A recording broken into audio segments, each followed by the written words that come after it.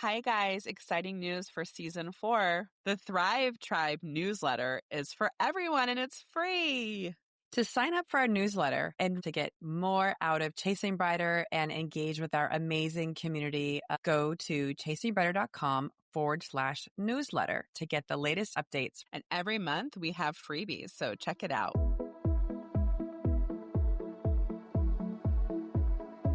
Welcome to the Chasing Brighter podcast, the podcast created as a guide to make midlife the best life. Are you ready to embrace the next chapter of your life with confidence and excitement?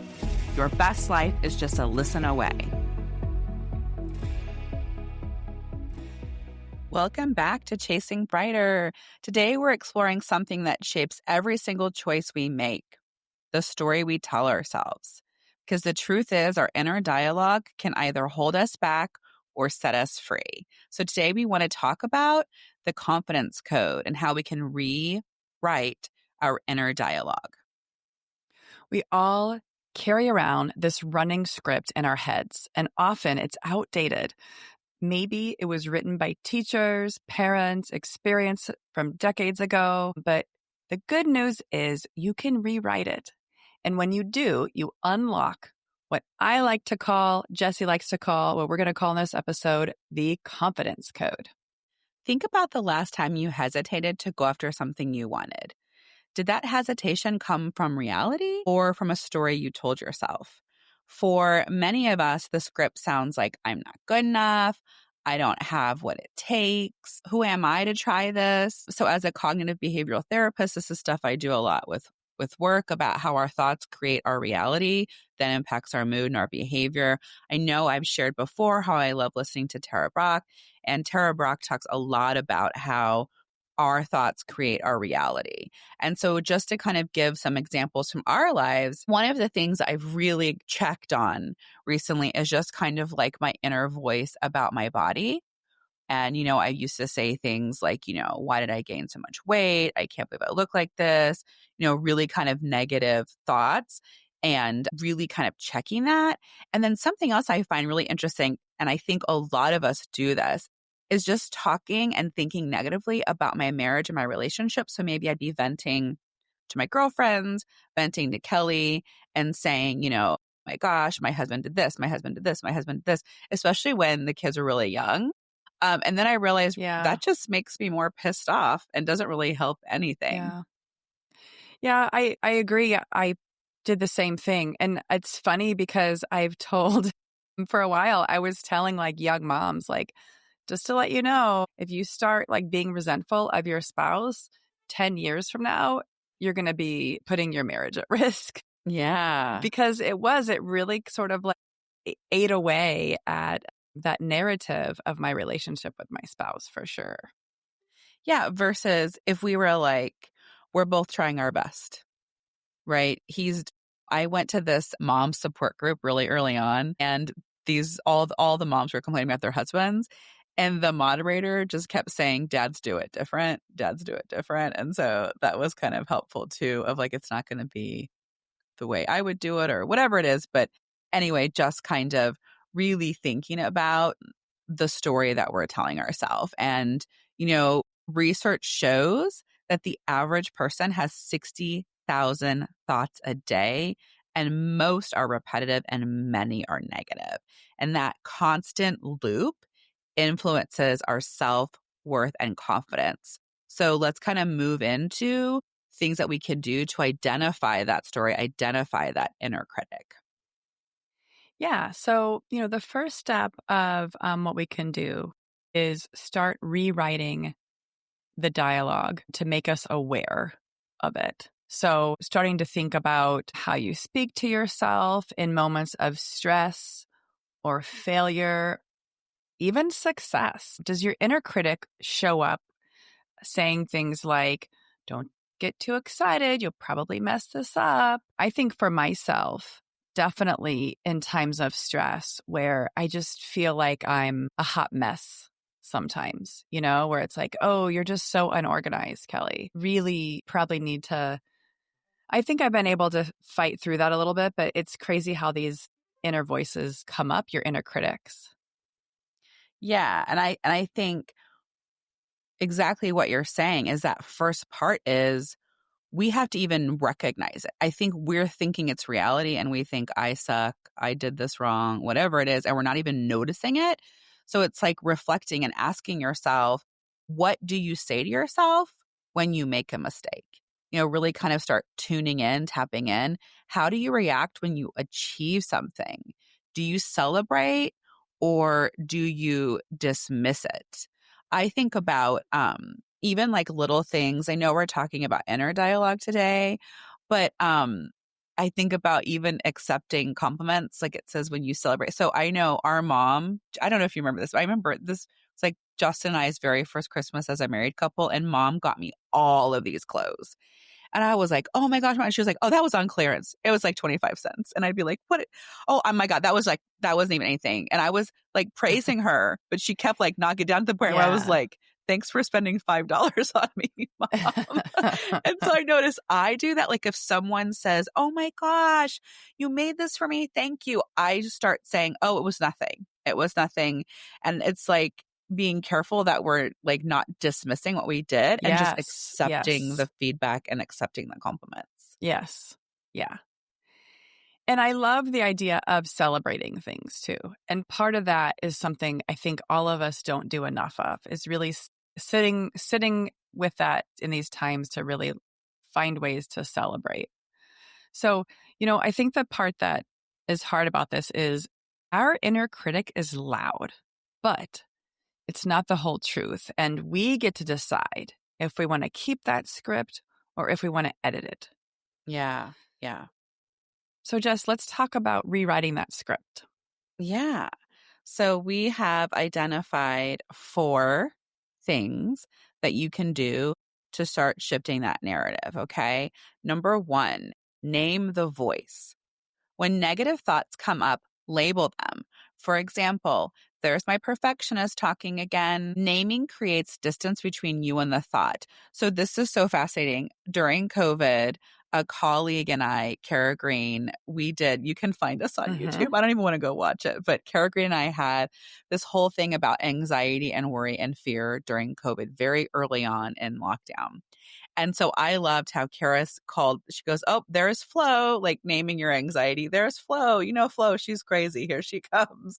And I loved, she called it Name It to Tame It. And there is a book I listened to. It was about eating. It was like cognitive behavioral book about losing weight and eating. And he said to call it like the big fat pig or something like that, the pig. And so all of these people in the reviews were like so negative about the reviews. But if you listen to what what he was saying was, it's not you. There is something telling you, I need to eat right now. I'm hungry. It was really kind of about like, I think like stress eating and binge eating. And so it's like just separating yourself from it. So you're not like, I'm the worst. This is the worst. But you're saying, here's my perfectionism telling me something. And so just kind of like naming it so it separates it from being you. Mm. The next kind of tool to give yourself is, to talk through and ask yourself, is this thought a fact or a fear? So often our inner critic makes sweeping generalizations that aren't rooted in reality. I think this is really great, especially when for me, when I start to feel very anxious about things, even with work, particular customers or clients who are really stressing me out, and just that spiraling of thoughts where there's no fact in what's happening. It's all my fear. Yeah. And really learning how to tame that. Even if it's like, they're mad at me. They're mad at me. Like thinking about like if you were like, someone was really short with me, they're mad at me. And it's like, do you have facts? Did they say, I am mad at you? Asking those questions. No, I'm afraid they're mad at me. But really, right, the evidence is they said they had to go or whatever it is, right? Kind of breaking it down. And also the third tool is flip the script. Replace self-defeating language with empowering statements. So if I tap into recently where I might be mean to myself, you and I have talked about this working out. Okay. So for working out, you talked about this a couple episodes ago where like time kept going and then you thought you had like a 45-minute workout, but it was a 20-minute workout.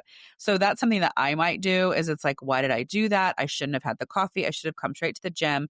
Now I have to cut this workout out, blah, blah, blah, blah, blah, right?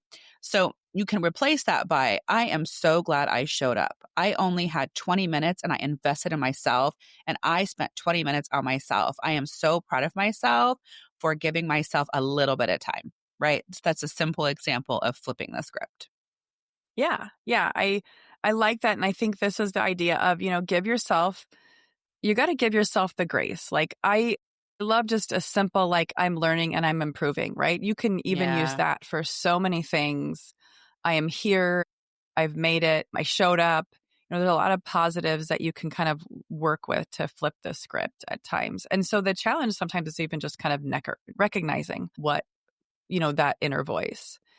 And, our final tool is talking about confidence anchors. So, like, encouraging you guys to keep a small journal or notes on your phone with 3 to 5, like, past wins and strengths. I used to keep I still do. I have an Atta Girl. I don't know where I remember one of my first jobs, there was somebody who was like, "Ooh, Kelly, you got an Atta Girl." And so I have a folder in my inbox called Atta Girls, and just a place where, when that self-doubt creeps in, reread them. Yeah. Remind yourself of your greatness in a lot of ways, but Yeah. really kind of help reinstill that confidence. Yeah, keeping a list of your victories and what you have accomplished and keeping that somewhere. I love that. Rewriting our inner dialogue doesn't mean silencing all doubts forever. We're just talking about building a new relationship with yourself, one where your voice is kind, encouraging, and honest about your strengths. And some of that too, I know, Kelly, you call that friend talk. Did you get that from a book or something, right? Yeah, I did. Yeah. Yeah.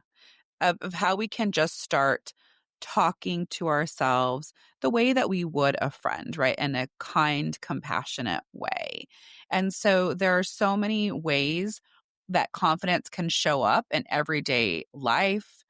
Simple examples, asking for a raise, setting a boundary, trying something new. So I just want to give you a few more examples of what that confidence would look like and how that would start playing out in your daily life. And so, a lot of these tips too, I think for myself, even I'm still learning. And one of those is simply saying no without any sort of over explanation or apologizing. I love that one. Like, no is a complete sentence. Yeah. There are some great ones I've talked about before from the book, Sensitive is the New Strong, for people who are empaths and feel like, I don't know, they have difficulty setting boundaries. But I love the thing too of just saying, I'll get back to you. I'll get back to you on that or whatever. Like, and just, we don't have to give someone any kind of explanation or apologize. Yeah, that's a good point. Even like asking clarification when you don't understand something instead of pretending that you do. This Yeah. is definitely one where I need to stop saying, even at work, I'm always like, because I work with a bunch of software developers who are crazy smart and just code all day. And I'm always like, Kelly, marketing degree here, have a question. And I caught myself the other day saying that, where I was like, why am I even saying that? Like, Yeah. anybody can ask a question if they don't understand something. And I mean, there's a lot of people who don't ask questions because they're afraid to. And I think as I've gotten older in a lot of ways, if you're like paying attention to the conversation, especially in a professional setting, whatever it is, any question you ask is an intelligent question because it's something that half the time everyone else was afraid to answer or ask. But don't you also feel good if someone asks you a question because you're like they're listening or they're paying I attention or totally they agree. want to I think that learn? the world has changed in that, like, if you haven't asked me a question, then you're not paying attention or you don't care about what I'm saying. Yeah. Yeah. So I agree. I think even asking more obvious questions, it just shows that you're engaged. And sometimes it actually wakes up the rest of the audience or whoever Yeah. else is in the conversation too. Yeah. Yeah. And it builds that confidence in yourself. I like this example too, like returning an item to a store without feeling guilty about it. Just going and doing things and not beating yourself up about it or worrying, kind of what other people are going to think or say. Yeah. I think that, it's a lot easier nowadays to return things. But when I returned my girlfriend Michelle's for her wedding, the bridesmaid's dress at JCPenney's, I felt a little guilty about that since I returned it after I wore it to the wedding. Oh. And the other one I think about is ordering what you actually want at a restaurant instead of what you should get. Like if there's peer pressure, I always joke my very first date for freshman homecoming, I ordered for dinner a side salad. It's like $2.99 or something. I was like, I was like not confident to just get what I wanted. You know what I mean? And so it's like if you're out with a group of people, like don't, just get what sounds good. Just, order what you want to do and follow your instinct.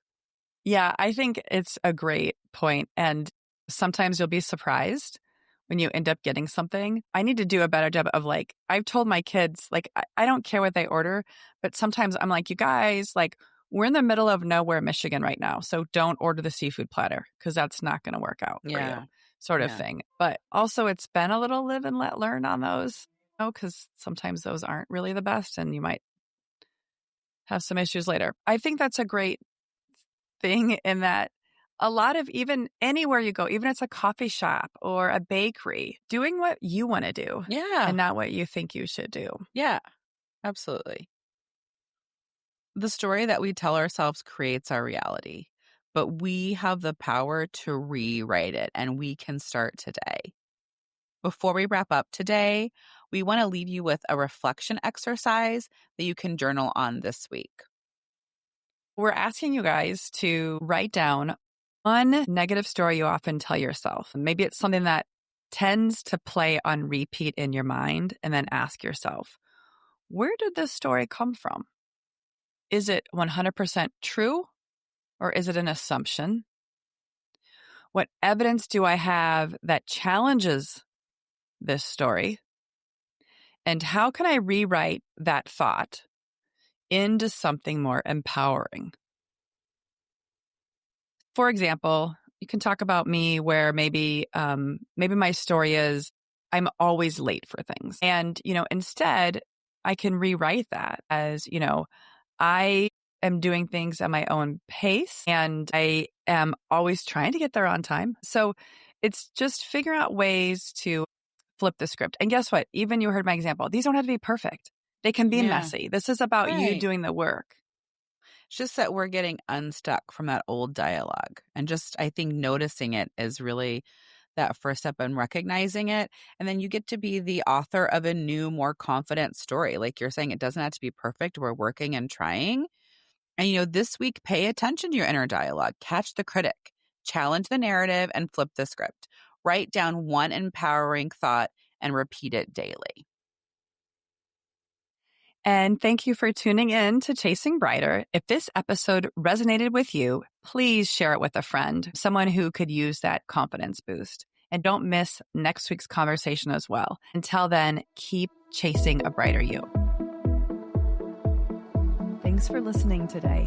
If you loved today's episode, share with a friend. Are you ready to chase brighter days ahead? Subscribe to Chasing Brighter now, and let's embark on this exciting journey together.